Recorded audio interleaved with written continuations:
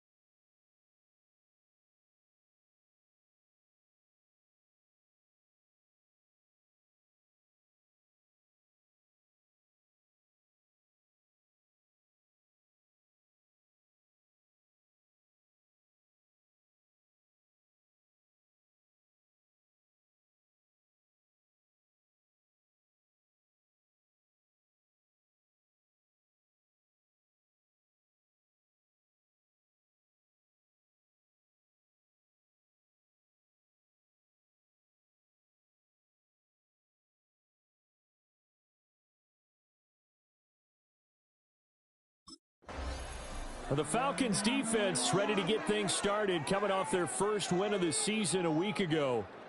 And the one we'll be watching is this man at corner. And he was definitely a ball hawk last week. He had 2 interceptions in that game. That's going above and beyond for a defender. But it shows just how good he's been in shutting down the other guy's passing game.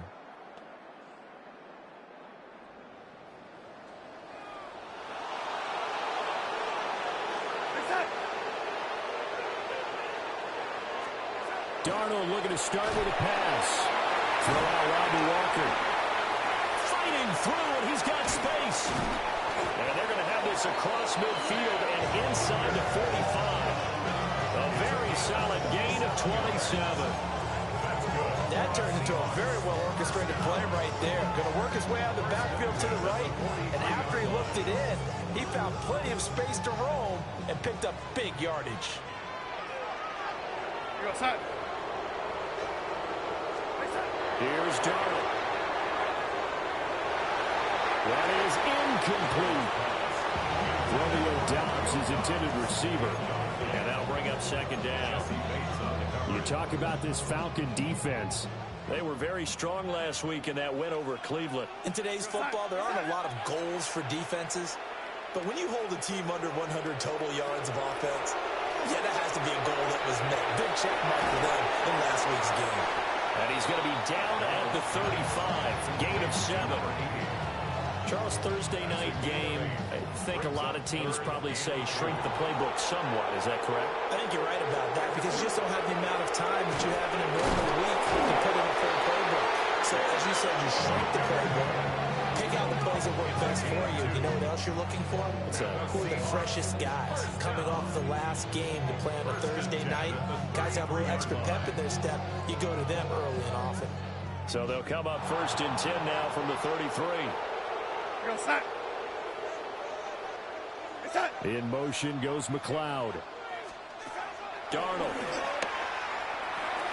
Over the middle, that's caught by McLeod.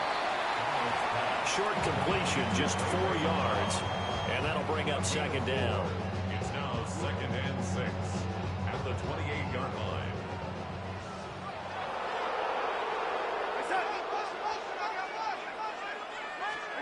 Now Darnold.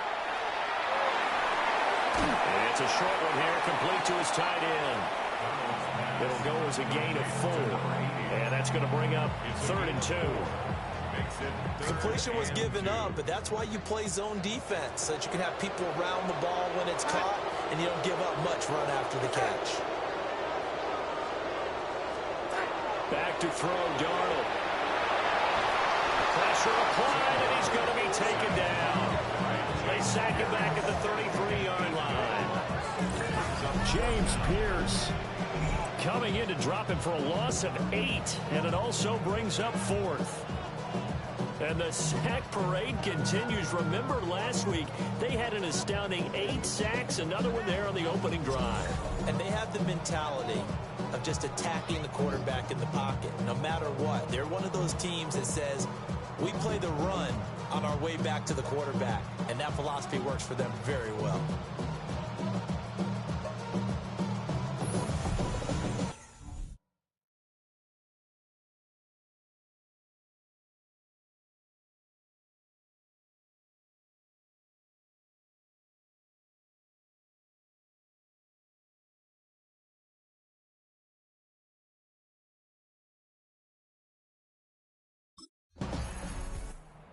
The Atlanta defense ready to go once more. They're down 3-0 here as this next drive starts. 1st and 10.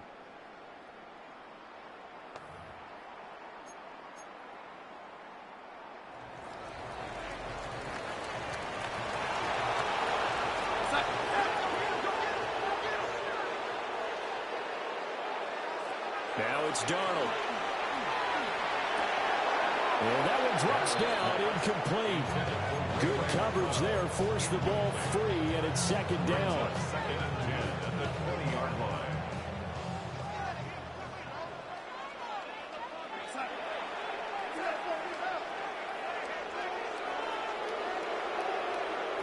Darnold down to throw. That's complete to Dobbs. still on his feet. And all the way in, touchdown Seattle.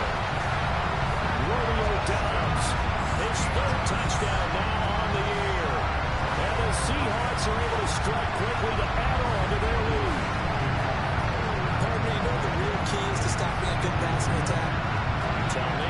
Being able to tackle as soon as a guy catches the football. Didn't work out there. No, because when you give up the big run after catch, the rack yardage, that puts your defense in a big-time stressful position. A lot of rack yardage and a touchdown there on the big play.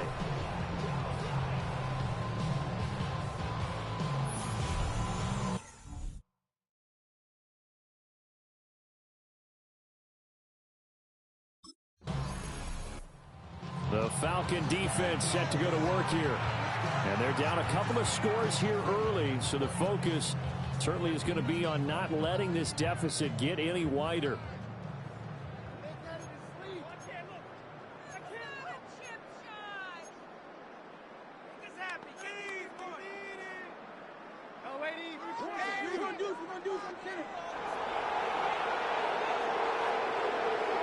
Here's Darnold. That one wide and intercepted. And he is going to bring this back inside the 20 to the 18-yard line.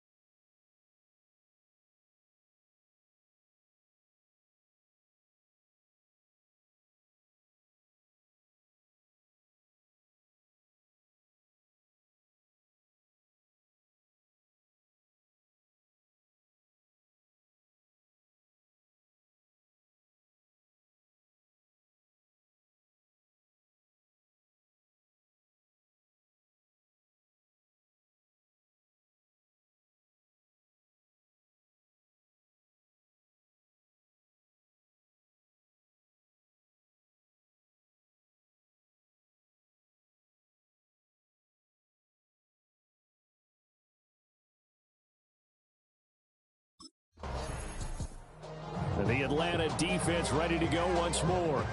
They trail here in the second quarter as this next drive begins with a 1st and 10.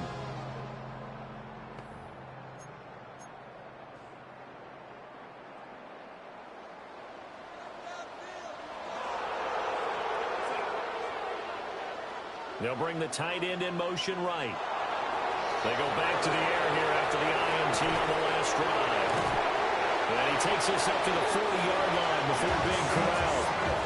10 yards there to start the drive, and just enough by about the length of the football for a 1st down. The goal for any offense versus his own defense, find the holes where guys are available and put the ball on the receiver before any defender can step up and fill it. They did it well there. Perfectly executed crossing route. Walker now on 1st and 10. And he gets forward up the middle, but only for a couple. It'll be 2nd down.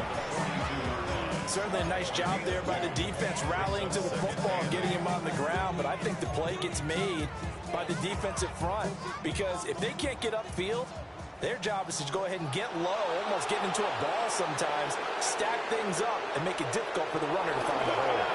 Sticking with Walker on 2nd down. And a strong run that time as he's across midfield and down to the 43.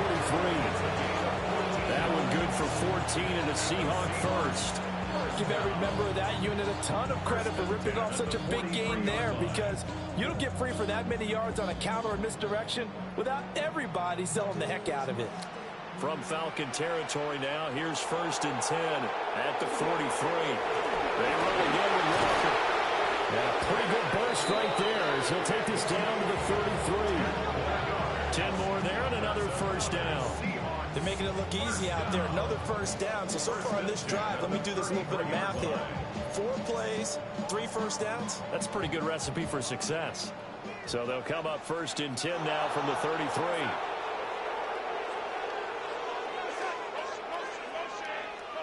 And they'll try the air now with Darnold. Got Dobbs over the middle.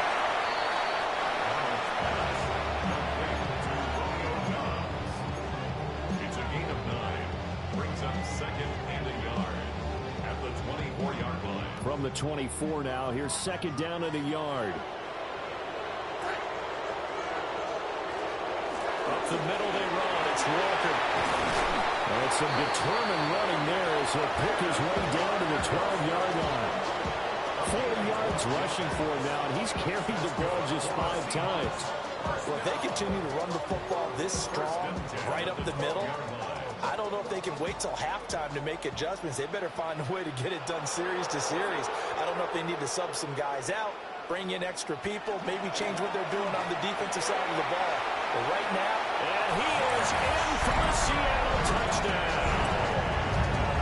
Zach Charbonnet, his 3rd rushing touchdown of the year. And they're able to add on to their advantage. A strong, determined run there, Charles, to get in for 6 points.